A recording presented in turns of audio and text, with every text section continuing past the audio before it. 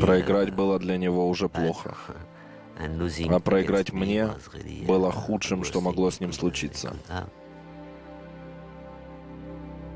Для него второе место было первым местом неудачника. Он ненавидел это. Для него не было ничего, кроме победы. Он хотел заставить своих противников думать, что он впереди них. Он должен был всегда оставаться самым быстрым. Каждый раз Айртон заходил в поворот круче, чем когда-либо раньше. И верил, что что-то там внутри Айртона Сенны поможет ему и машине уцелеть на этом вираже. Это был акт веры, если хотите. Он словно готовил свой шанс. Когда тот был готов, использовал его. И если вы что-то делали не так, он злился. Так что если после этого вы замечали его желтый шлем, вы знали, что у вас проблемы. Я всегда думал, что он слишком ревностно относится к победе. А он и впрямь верил, что у него есть Богом данное право побеждать. Право побеждать.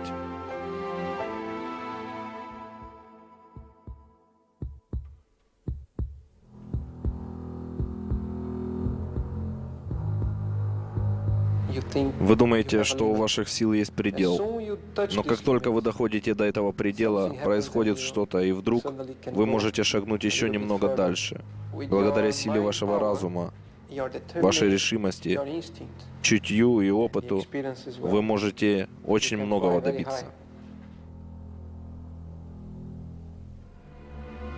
Талант и решимость Айртона Сенны, его преданность делу позволили ему выйти за рамки обычного. За рулем гоночного автомобиля он демонстрировал чрезвычайный талант. Но кроме этого он поражал невероятной глубиной характера, мыслей и чувств. Его яростное соперничество с Аланом Простом в начале 90-х и в конце 80-х продемонстрировало его разнообразие гения. Но если и была одна область, в которой мало кто мог превзойти Айртона Сенну, то это были гонки в дождь. Точность его маневров на влажном покрытии была просто невероятной. Джо Рамирес, механик команды Макларен. Он великолепно чувствовал машину. На влажном покрытии важно, чтобы твои движения были очень точными. Вы не можете позволить себе ни одного лишнего движения. Вам нужно быть очень аккуратным.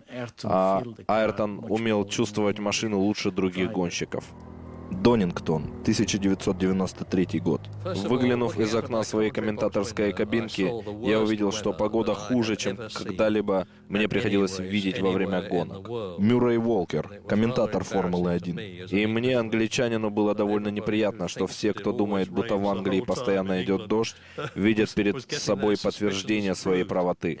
Айртон всегда ездил очень быстро на влажном покрытии. Алан Прост, гонщик Формулы-1. И в тот день ему везло во всем понемногу, а нам во всем понемногу не везло. И мы выглядели глупо. Мы просили ассистента узнать прогноз погоды. Он был в аэропорту около трека в Донингтоне. И мы постоянно были на связи. Так что мы начали гонку, а он сказал... Но не мне, а механикам, что будет сильный ливень. Только начинало накрапывать, потом я остановился, чтобы сменить шины. Упало еще несколько капель, и больше дождя не было. И каждый раз, когда он давал какой-то прогноз, происходило совершенно обратное. В тот день я установил печальный рекорд, сменив шины 7 раз, и услышал 7 его прогнозов, 6 из которых оказались неверными. Весь год он был в ярости от того, что Макларен дали ему Форд, потому что он хотел выиграть этот чемпионат и знал, что теперь не сможет. Герхард Бергер, гонщик Формулы-1. Все, что ему оставалось, ждать особых обстоятельств. И тогда он смог бы показать всем, на что он способен. Это был как раз тот самый случай. Он вбил себе в голову, что хочет прийти первым на первом заезде. Он хотел, чтобы все выглядели глупо. И так он и сделал. У меня захватывало дыхание. Том Уиткрофт, хозяин автодрома. Ты думаешь только, я не могу в это поверить. Так не может быть. Он вот-вот вылетит с трассы. А он все мчался и мчался. Никто не мог в это поверить. Я помню волну брызг от его машины. Все остальные ехали аккуратно, каждый думал, буду-ка я поосторожнее, а он просто рвался вперед, раз, и его нет. Дэймон Хилл, гонщик Формулы-1. Потрясающе. Но он знал, что сможет это сделать. Мне пришлось приехать на автодром, чтобы вручить трофей. Мне все еще нужно было быть в больнице из-за проблем с сердцем. Но когда я поднялся на трибуну, я забыл о своей болезни. Мне снова было 18. Я видел его счастливое лицо. Это было невероятно.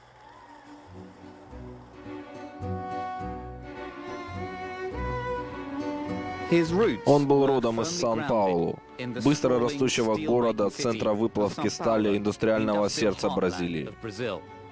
Здесь, среди энергии и суеты южноамериканской торговли, Айртон развивал свой талант на автодроме Интерлагос. Там же он положил начало коллекции трофеев, которая позже будет бережно храниться в его дружной семье. Айртон был очень решительным человеком. Он точно знал, чего хочет, и добивался этого, пока не получал. Вивиан Сенна, сестра. Он был очень упорным. Когда он был ребенком, люди называли его упрямым, потому что ничего не могло его остановить, пока он не получит того, чего хочет.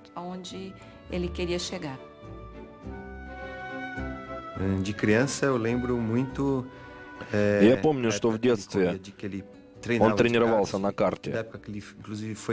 Он ездил на разные гонки. Леонардо Сенна, брат. Нам всегда было любопытно, с каким результатом он пришел. С каждым годом его результаты становились все лучше. Айртон всегда очень увлечен гонками.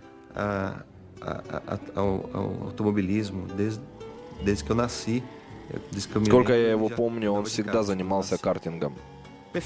Очень скоро гонщик в желтом шлеме стал хорошо известен в мире картинга Бразилии и за ее пределами.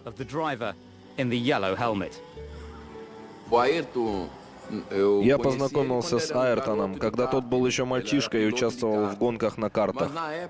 Сид Мока, дизайнер шлемов. В то время я уже рисовал шлемы для Фиттипальди, чемпиона Формулы-1, и для Нельсона Пике. Айртон тоже хотел, чтобы его узнавали. Я решил, что ему подойдет теплый цвет, как красный у Феррари. И я сделал этот желтый шлем с двумя синими и зелеными полосами от глаз. Они должны были создавать ощущение движения и агрессии. Я решил использовать цвета нашей страны. Зеленый, желтый, голубой и белый. Айртону понравился мой дизайн, и он был его опознавательным знаком на протяжении всей его карьеры. И я знал его уже очень давно. Эммануэль Пирро, гонщик Формулы-1. Мы вместе с ним участвовали в 2 чемпионатах мира по картингу в Ле-Мансе и Эстероле в 1978 и 1979 годах, так что нашему знакомству уже много лет. И он был очень увлечен всегда. У него был такой взгляд. Он был чрезвычайно увлечен, больше, чем кто-либо другой. Ридинг, Англия, 1983 год. В нашей семье всегда были близкие отношения. Поэтому, когда Айртон уезжал жить в Англию, мы очень скучали друг по другу. Он много путешествовал и приезжал к нам при каждой возможности. Так что мы могли побыть вместе. Он много писал. После каждой гонки он описывал все детали.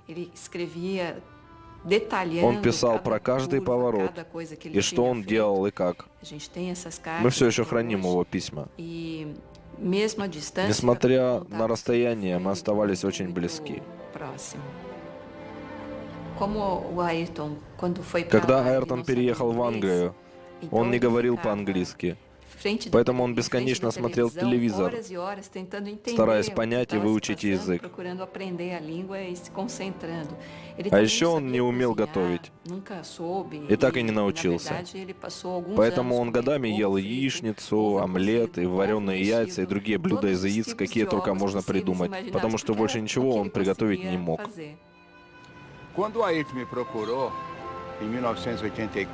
Когда в 1984 я начал работать с Айртоном, он был очень обеспокоен своим физическим состоянием и здоровьем, потому что он был очень худым. Журналисты даже окрестили его «тощий Айртон Сенна». Мы начали работать над этим вместе. Нуньо Кобра, тренер и психотерапевт. Тогда я осознал его решимость стать сильнее и выносливее. Он был очень упорным человеком. Он отдавался делу целиком. От всех остальных Айртона отличало то, что он все-таки добивался своего. Потому что теория без практики ничего не значит. Я всегда говорил ему, что мудрец — это не тот, кто все знает.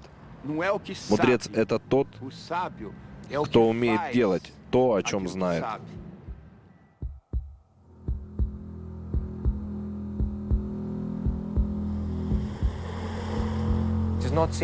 Дело не только в том, чтобы твои мускулы стали сильнее или приобрели лучший тонус. Дело в том, чтобы ты становился сильнее. Сильнее становится не только твое тело. Твой дух тоже становится сильнее. И я думаю, этому можно научиться, только начав заниматься. Как только я осознал, что в этом есть нечто особенное, я сконцентрировал на этом все внимание и постарался узнать о себе как можно больше. Потому что вся наша жизнь — это познание себя, предела своих возможностей, своих сил, своих качеств. Это попытка стать цельной личностью.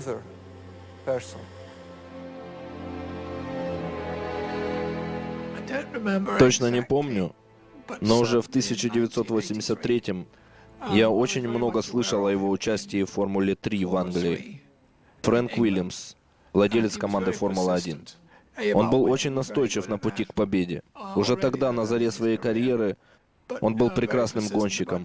А еще он очень упорно убеждал Патрика Хида и меня дать ему попробовать себя за рулем машины Гран-при Формулы-1. Итак, впервые в парке Донингтона в Англии он сел за руль машины Уильямса FW08C. Ранее в этом году в Монако эта машина принесла победу Кики Росбергу. Айртон сел, устроился поудобнее, вспомнил все, чему его учили, вспомнил, что в кабине было для чего предназначено.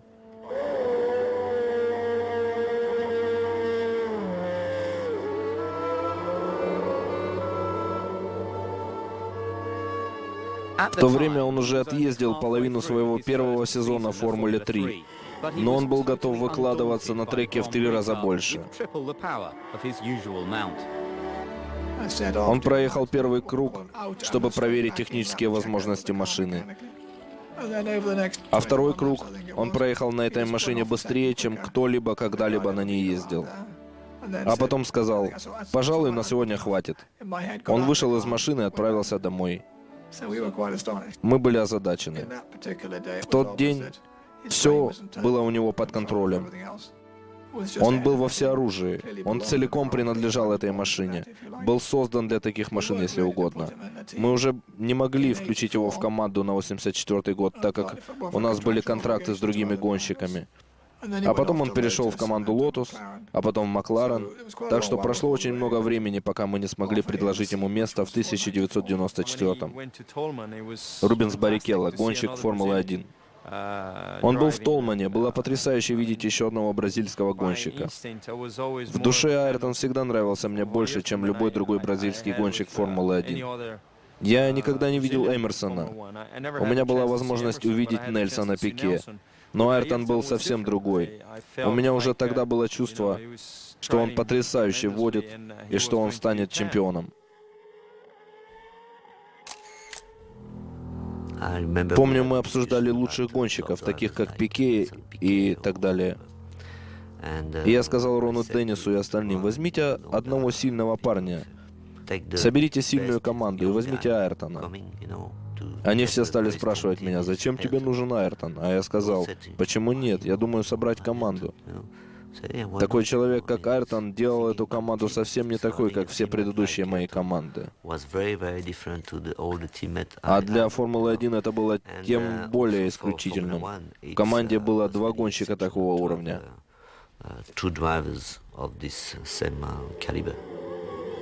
Когда Айртон попал на Формулу-1, Алан Прост был лучшим. И именно Алана он пытался превзойти, именно его он хотел победить. И когда он начал проходить тесты и ездить с нами, его больше никто не интересовал, только Алан. Какое у него время, какие шины он использует, какое у него заднее крыло, какие у него амортизаторы. Он хотел знать все, что делал Алан. Он хотел превзойти его. Никогда раньше я не встречал такого человека, как Айртон. Он был почти мистик. Он был очень настойчив. Он был харизматичным человеком. Он мог быть просто очаровательным, но у него была и другая сторона. Когда он оказывался в кабине, он был беспощаден. И он был крайне религиозным, богобоязненным человеком. И он действительно верил, что у него есть Богом данное право на победу.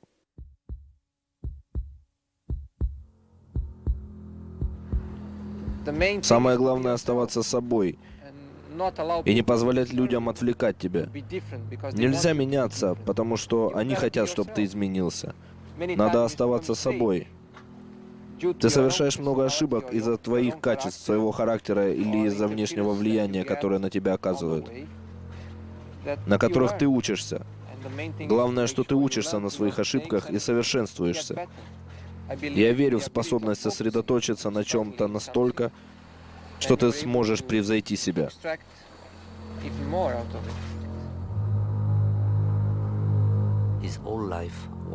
Вся его жизнь была сосредоточена на победе в гонке, в чемпионате. У него не было семьи, не было детей, не было больше ничего, словно он жил только для гонок. Во время гонки самое сложное — быть постоянно сосредоточенным. Нужно все время быть сосредоточенным, быть уверенным, что у тебя нет никаких проблем, которые могли бы отвлечь тебя от гонки. Никола Ларини, гонщик Формулы-1. Ты должен быть готов технически и знать, что и когда делать. Нельзя допускать ни технических, ни чисто человеческих ошибок.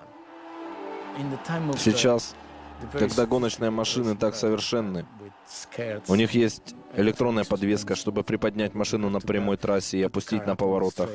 Управление машиной становится очень сложной задачей. Очевидно, что каждый гонщик Формулы-1 или любых других гонок подвержен риску. Все знают об этом риске. Гонщики все время думают. У гонщика, который не думает, нет будущего. Его карьера будет очень короткой, так как он немедленно попадет в аварию. Эта профессия требует от вас быстроты реакции, высокого уровня вождения, настойчивости и интеллекта. Гонщик должен всегда быть в гармонии со своими чувствами, своим телом, своим разумом, своей душой и всем остальным. У Айртона было все это и с избытком. Казалось, он постоянно пытается понять, кем должен быть гонщик. Когда он был сосредоточен, он не чувствовал ни боли, ни стресса, ничего.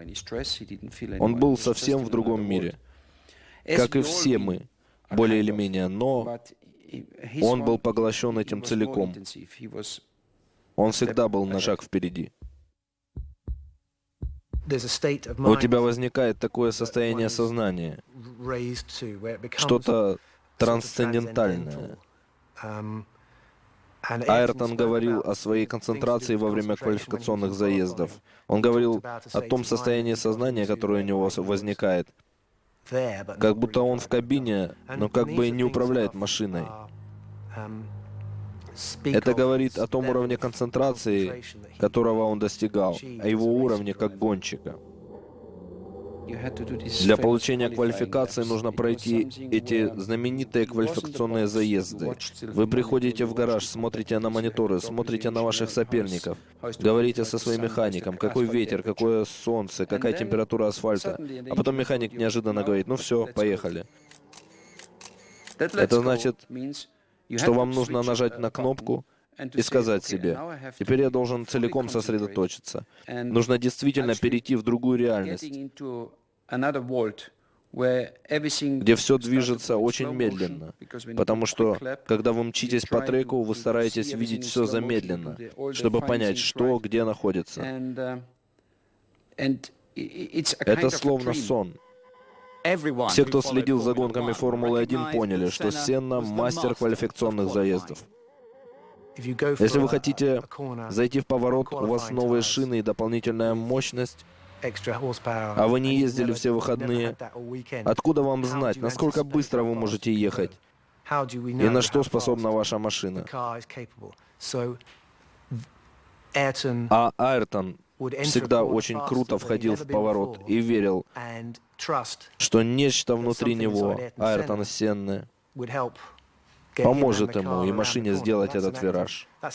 И это акт веры, если хотите. Он искал предел своих возможностей и заходил так далеко, как не заходил ни один другой гонщик.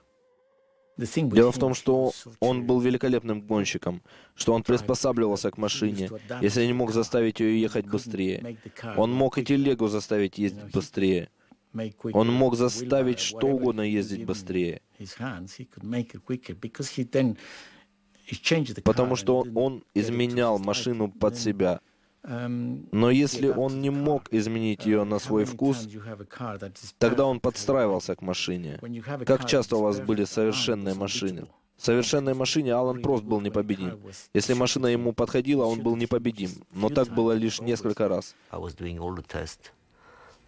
Я проходил все тесты, он не проходил тесты зимой. Я проходил их за него. Когда доходило до регулировки машины, он был не лучшим гонщиком. Но когда речь шла о гонке, когда нужно было занять место на старте или быстро войти в поворот и сохранить спокойствие, ему не было равных. Так что не думаю, чтобы я многому научился, потому что намного легче узнать что-то о машинах или как чинить машины, чем о психическом аспекте гонки. Этому нельзя научить так просто.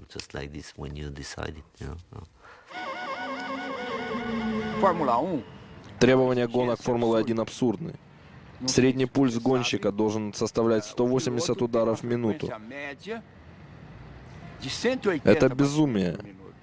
А пики 220-230 ударов в минуту. И несмотря на то, что машины открыты, стоит невыносимая жара.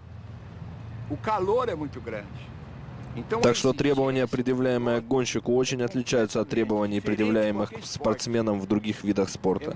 Это огромный стресс.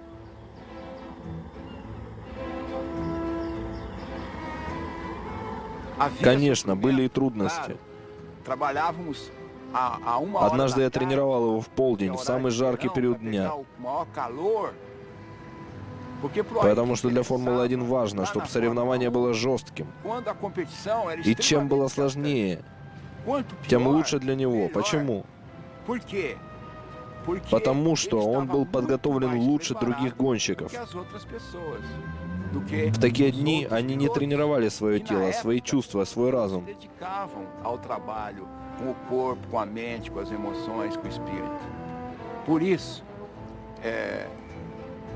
Поэтому он стал непобедим.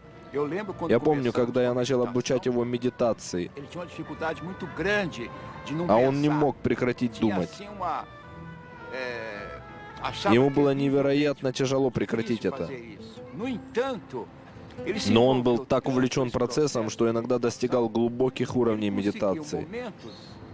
уровней, которых способны достичь немногие люди.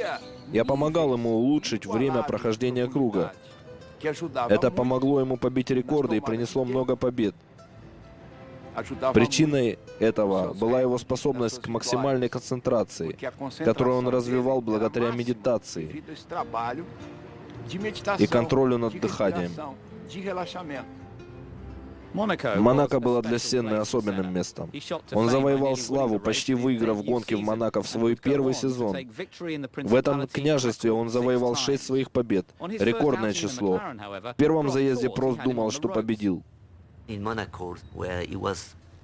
Соревнования в Монако были не очень удачными для него. Во вторник я шел впереди, и всю среду я шел впереди него, до последнего квалификационного заезда. Тогда он ехал действительно быстро и ненадолго занял первое место на старте. Я не мог себе представить, что он будет так ездить. До того он шел не очень удачно. Позже на пресс-конференции он сказал, что он словно вышел из машины и посмотрел на машину со стороны, на то, как она движется по треку. А потом понял, что он делал не так, и в чем было дело. Он вернулся в машину и сделал совершенный круг. Мне было очень тяжело это понять. Но на самом деле всем нужен был такой человек. Он был другой. Я был слишком скучен, а он был совсем другой. Если вы уже сели в машину, то вы уже в ней, и нужно идти до конца. Потому что вы подходите к такому уровню, где больше нет места компромиссам. Вы отдаете всего себя, отдаете все. Но иногда вы получаете даже больше. Потому что если вы полны решимости прийти первым и победить, ваши возможности возрастают. Такой несгибаемой воли к победе, которая была у него, я не видел больше ни у одного спортсмена. И я никогда не был знаком ни с кем, кто обладал такой яростной решимостью победить. Алан Прост говорил про него. Айртон готов рискнуть чуть больше, чем все остальные. Для него второе место было первым местом неудачника. Он ненавидел это. Для него не было ничего, кроме победы. Для него проиграть было уже плохо. Но проиграть мне — вот худшее, что могло случиться. Он хотел только одного — побить меня. Я помню, мы поехали на гонки в Берси. Он смотрел на большом экране, как Алан Прост ведет машину. Он не отрывал глаз от экрана. Он смотрел и смотрел. Он знал, что для того, чтобы стать чемпионом мира, ему нужно побить Алана Проста, который в то время был номер 1. Помню одну гонку, кажется, это была Гран-при в Берси. Айртон всегда так выкладывался на квалификации. Прежде чем снять комбинезон, Айртон сидел в углу поля, пока у него не упадет уровень адреналина. Алан и я смотрели на время. Алан говорил: «Не могу поверить, что он проехал так быстро. Где он обошел меня? Нет, не здесь. Здесь я шел быстро, но как ему удалось меня обойти?» А я сказал: «Посмотри на Айртона». Он сидел неподалеку, он посмотрел на нас и подмигнул. И я подумал, что он должно быть доволен. Я побил Алана, и он знает, что я быстрее него. Для него это был такой момент в карьере, когда он подумал: вот теперь можно начать думать о титуле чемпиона мира. Когда Айртон начинал, у него был такой же подход, как у Алана. Это был интеллектуальный подход. Он постоянно думал, но он применял его в совокупности с таким напором и решимостью, каких у Алана не было. У Алана было много решимости, но он никогда не показывал этого. А Айртон не скрывал своей энергии и храбрости. Мы сделаем это. Гонщики Формулы-1, как и все спортсмены, заряжены духом соревнования. Они работают, чтобы победить. И вот перед вами два совершенно разных человека. Алан Прост, профессор, Он всегда был очень спокойный, говорил очень тихо, очень уравновешенный, очень опытный. И против него Сенна из Южной Америки, совершенно другой характер. Так что с точки зрения журналиста или комментатора лучше и быть не могло. Наша схватка возводила искусство вождения и работу команды на очень высокий уровень. Что касается инструктажа, то мы посвящали ему по 3, 4, 5 часов. Но это было две причины. Во-первых, мы хотели максимально подготовить и машины, и команду. А во-вторых, мы хотели удостовериться, что не забыто ничего, что могло бы нам помочь. Или, например, могло послужить мне больше, чем Айртону. Или Айртон хотел подогнать что-то для себя. В конце концов, это стало некой психологической игрой.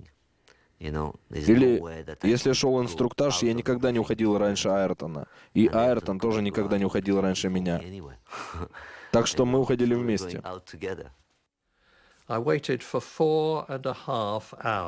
Я прождал 4,5 часа у гаража, пока они досконально не обсудили каждую мелочь.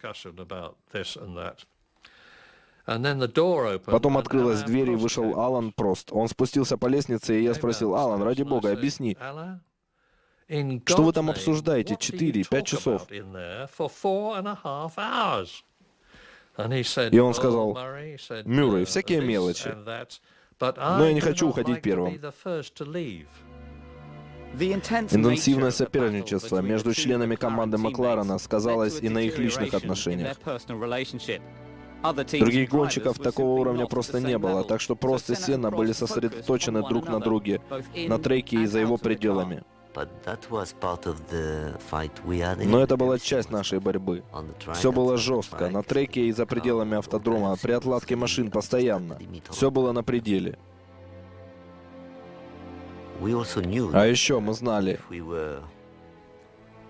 что если сумеем ехать быстро, уверенно, если кто-то из нас придет первым, это будет целиком наша заслуга, наша, гонщиков, потому что мы лучшие в Формуле-1.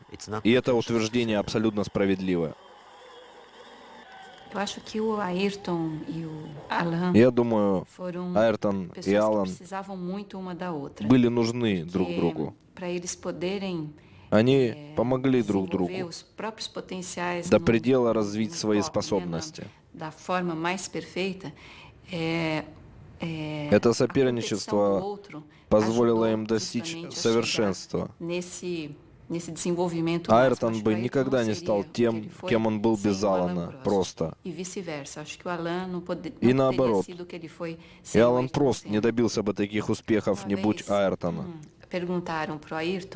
Однажды Айртона спросили, есть ли у него враги. И он дал самый потрясающий ответ из всех, что он давал в своих бесчисленных интервью. Он сказал, что жизнь слишком коротка, чтобы иметь врагов. Но ведь жизнь может быть еще короче, как в его случае. Он очень правильно это сказал. Говорили, что они с Аланом враги, но это неправда. Так что для такой ситуации это удивительно подходящие слова.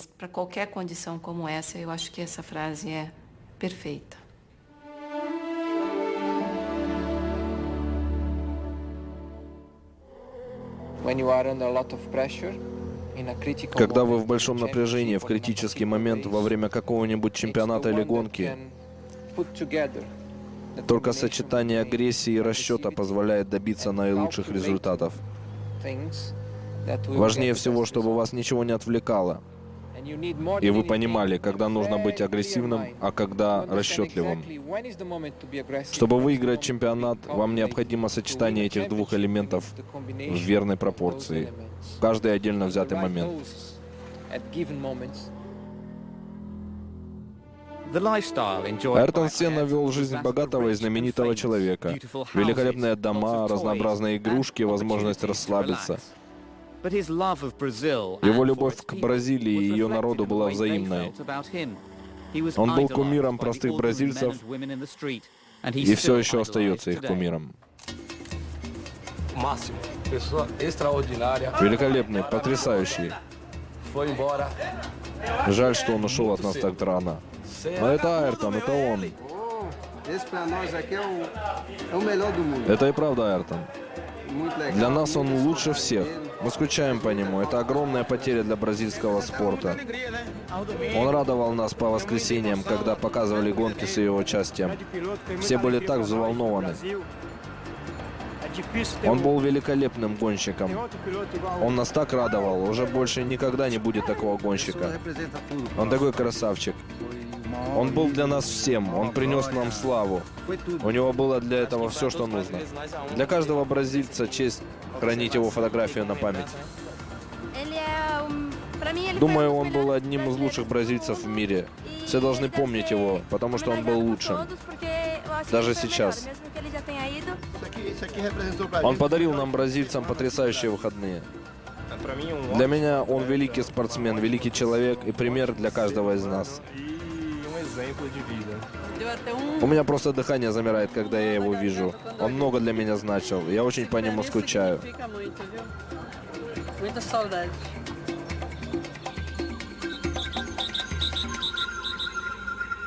Несмотря на то, что Айртон мог позволить себе наслаждаться жизнью, он не забывал, что многие бразильцы борются отнюдь не за мировое первенство, а за то, чтобы у них была простая пища и крыша над головой.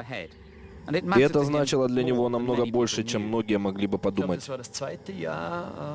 Джозеф Леберер, психотерапевт. Во второй год я остался с ним в Бразилии. Мы ездили по фавелам и трущобам, и ты видишь там эту бедность, в то время как работаешь с человеком, у которого есть собственный самолет и чего только нет. Я спросил его, неужели то, что ты видишь вокруг, тебя не волнует? Я понял, что поставил его в неловкое положение. Он сказал, меня действительно волнует все это. Это коррупция, эти проблемы, эти люди. Мне горько и тяжело видеть страдания этих людей. Но пока я недостаточно силен, и у меня нет достаточной власти, чтобы что-то изменить. Эта фраза отразила то направление, в котором двигался этот человек. Гонки, скорость, достижения предела возможностей были для него только мостом, только способом, средством достичь желаемого. Были частью процесса, который шел внутри него. Сид Уоткинс, доктор Формулы-1. Думаю, мое лучшее воспоминание о нем — это воспоминание о том, как я провел выходные на его ферме. Была гроза, сверкали молнии, телефонные линии вышли из строя. А мне нужно было позвонить жене, которая гостила в Шотландии. Мы вышли на улицу и нашли телефонную будку. Я звонил жене, а он вышел из будки. Стемнело. Он стоял в свете уличного фонаря, и его узнали какие-то уличные мальчишки. Вскоре вокруг него было 20 или 30 ребят. Он болтал с ними и давал автографы. Я вышел из будки.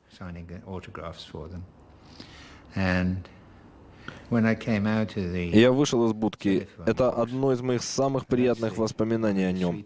Он стоит, его голова и плечи залиты светом, вокруг него толпятся дети, и он весело болтает с ними. And surrounded by the kids and being so nice to them.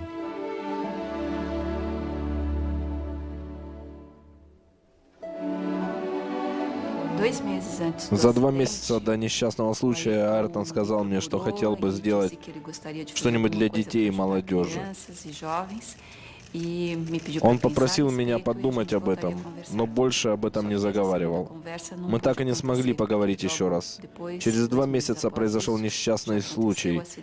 Я и наша семья решила развивать эту идею, вырастить брошенное им семя и создать институт Айртона Сенны.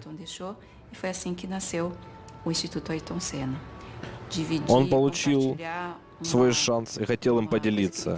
Большинство детей в Бразилии не имеют таких возможностей. Возможности получить образование и медицинскую помощь, шанса на лучшее будущее и возможность надеяться.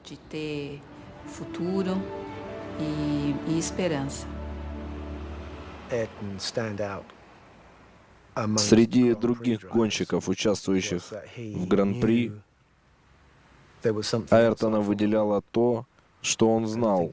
На свете есть еще что-то, кроме Формулы-1. И я думаю, он видел свою миссию в Формуле-1 в том, чтобы выразить, что он чувствовал по отношению к людям, к человечеству.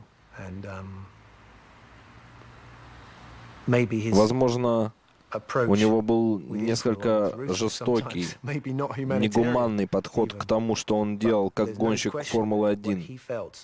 Но нет никаких сомнений в том, как он сочувствовал людским страданиям, проблемам в мире. Мы состоим из эмоций. По большому счету, мы все ищем эмоций.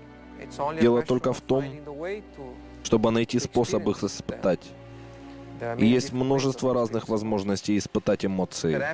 Возможно, единственное, что может дать вам участие в Формуле-1, это осознание того, что вы постоянно подвергаетесь опасности.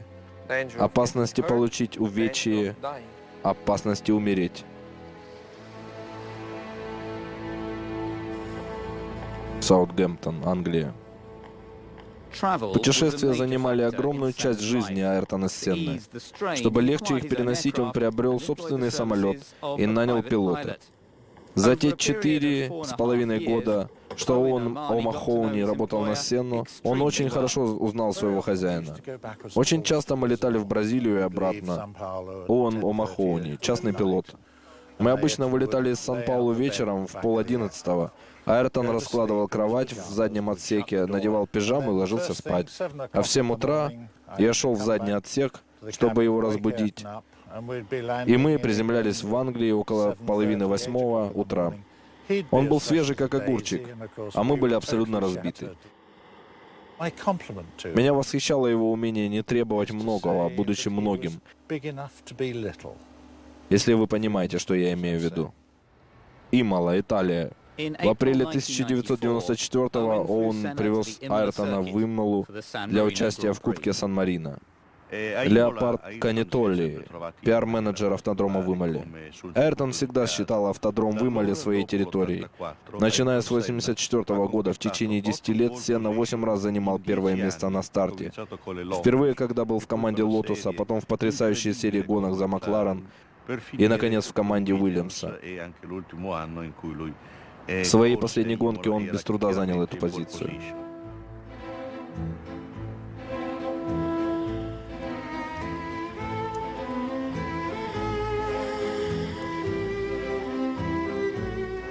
Он никогда не останавливался в Имоле. Вместо этого он останавливался в Кастель-Сан-Пьеро. Там он всегда жил в одном и том же отеле. В этом отеле была вертолетная площадка, а он любил иногда облететь автодром. Гостиница называлась «Отель Кастелло». Он был очень простым человеком. С ним было легко общаться. Но большую часть времени он держался особняком. Анна Луиза Тассони, хозяйка отеля. Он часто заказывал в обед столик в ресторане, но всегда в задней части зала, подальше от других гостей.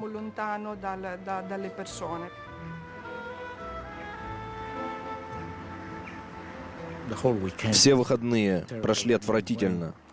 Во-первых, несчастный случай с Рубенсом Баррикелло, а на следующий день с Роландом Ратценбергером. Айртон увидел его впервые за день до того. Это было его первое гран-при. Айртон был очень расстроен. Приехал менеджер команды, в которой состоял Ратценбергер.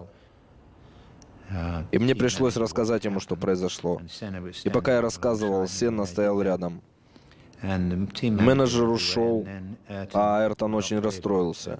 У него даже слезы в глазах стояли.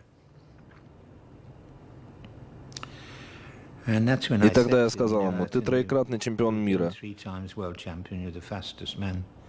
Ты самый быстрый гонщик в мире. И ты любишь рыбалку. Почему бы тебе не бросить гонки? И я брошу. И мы просто поедем и порыбачим. Когда задаешь ему сложный вопрос, он отвечает не сразу. Он думал. And he could see Я his видел, thinking как and он how he was обдумывал это предложение. with that suggestion. And then И, finally наконец, he он said, сказал: "Sid, «Сид, I я не can't могу quit." бросить». And I Тогда я suggested предложил to him ему не he didn't участвовать buy в the гонках rest на that этих weekend. выходных. And he Но он said, сказал: "And I've «Я got to должен drive. участвовать. I've got to Я drive." должен завтра участвовать в гонке». He said, "There's no way Он сказал: that- «Сейчас я that никак не I могу can бросить stop гонки». driving at the moment." Отдельный привет нашему дорогому другу Аллану. Мы все очень по тебе скучаем. Утром у нас был репортаж, и я был занят. А потом мы увидели интервью Айртона. И первое, что он сказал, было не что-нибудь типа «И вот я вхожу в поворот, переключаю передачу». Нет, первое, что он сказал, было «Первое приветствие Аллану. Аллан, я скучаю по тебе». И это был прямой эфир. Так что это передали утром перед гонкой. То есть я хочу сказать, что люди видели это. Между нами была довольно своеобразная дружба. Несколько скрытая из-за нашего соперничества. Последние 2 недели у нас сложились хорошие, но тоже довольно странные отношения. Вот последнее, что я помню о нем. У гонщиков команды Феррари, итальянцев, есть особый способ приветствовать тебя. И когда на автодроме назвали мое имя, итальянцы принялись прыгать и кричать.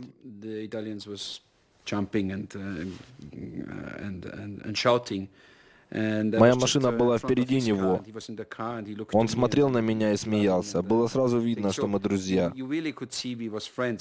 Это была искренняя дружба. Он был рад, когда у меня все было хорошо. Это был последний раз, когда я посмотрел ему в глаза, и мы по-настоящему увидели друг друга.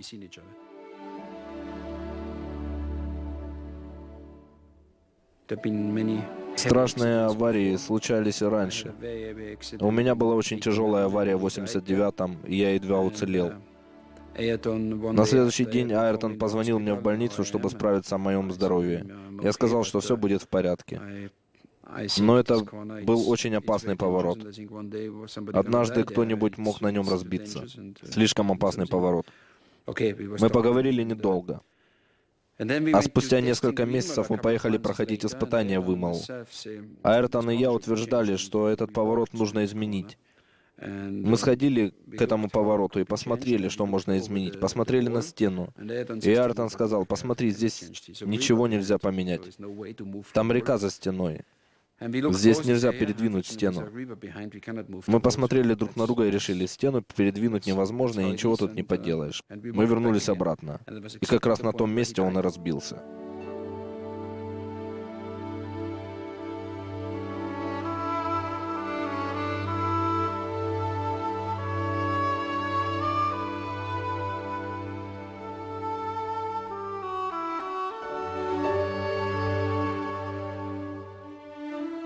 Это был худший день в истории Формулы-1. Несмотря на то, что многие гонщики разбивались в ходе соревнований,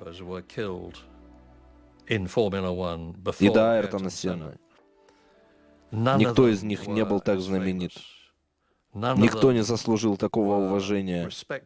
Никому из них не поклонялись во всем мире так, как Айртону Сенне.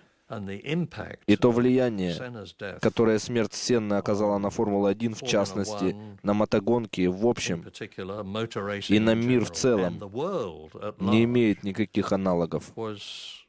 Ничего подобного не происходило до того, не происходило с тех пор, и, я надеюсь, уже никогда не произойдет.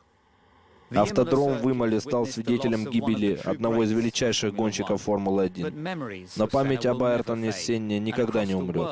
Его дух жив в каждом уголке земного шара.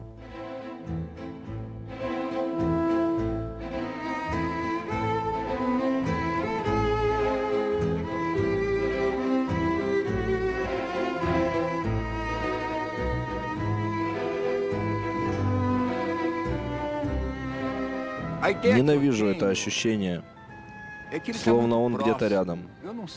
Не могу это объяснить. Но я чувствую это.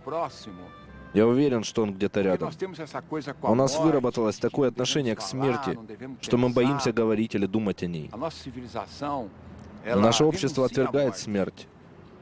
Então, Это случилось 10 лет назад, но чувство утраты parece que fica mais стало profundo, только mais глубже и intenso. острее. Porque Из-за vão процессов, surgindo происходящих в coisas no нашем nosso коллективном inconsciente, сознании, мы рискуем многое о нем забыть. da sua meiguice, Например, его умение быть da добрым. sua forma de ser tão simples, То, каким que era a простым coisa que человеком mais он me был. marcou, А ведь era именно o так и jeito было. dele, humilde. А ведь именно это поразило меня больше всего. Uma vez o Ayrton И disse одно из que самых приятных его качеств — его as скромность. pessoas ricas não Однажды podiam Айртон continuar сказал, vivendo что богатые больше не могут продолжать жить на своем острове в мире нищеты. Мы все дышим одним и тем же воздухом. que todos Поэтому мы nós должны дать детям и respirávamos no mesmo молодежи ar. главный шанс в жизни. Precisava dar uma Мы с Айртоном oportunidade, разделили ao эту menos точку зрения. uma oportunidade fundamental para as crianças e И ее jovens. корни в нашей семье. Então, essa é uma visão Нам с детства que o прививали Ayrton такие tinha, ценности. que eu Нас tenho, учили уважать e других nasceu da людей. minha família. Como, И здесь uma важно то, educação что мы хотим дать эти com возможности educação de другим людям. valores que respeitam a pessoa do Возможности outro, ценить pensa que é и уважать importante, окружающих. que todos nós possamos ter oportunidades, Брать на себя ответственность. dar certo, respeitar as pessoas e ser responsáveis, ser corresponsáveis Мы несем совместную pelo ответственность próprio перед país. нашей общей страной. Nesses 10 anos de trabalho, Мы nós работаем estamos уже 10 completando лет. também 10 anos esse ano, nós atendemos a 3 milhões Мы оказали помощь уже почти 4 миллионам детей и молодых людей по всей стране. Более всего в своей жизни я обязан той счастливой возможности вырасти нормальным человеком, прожить достойно и жить здоровой жизнью. Я многому научился, и я верю, что в решающие моменты что-то толкало меня в правильном направлении. Этот фильм посвящен Айртону Сенне де Сильва и его мечте.